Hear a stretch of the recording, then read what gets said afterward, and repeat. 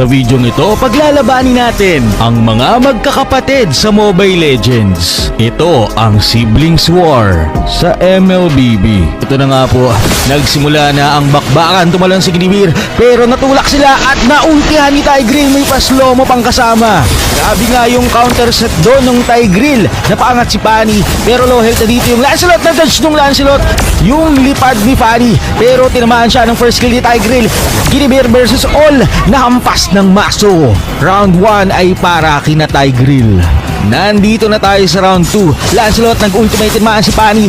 Mahirapan ata siyang setan yung dalawa dito. Magkahiwalay sila. Hindi natin, ayun na, natulak na naman sa pader. Pinaangat at naultihan pero walang energy yung Fanny. Napaangat silang dalawa.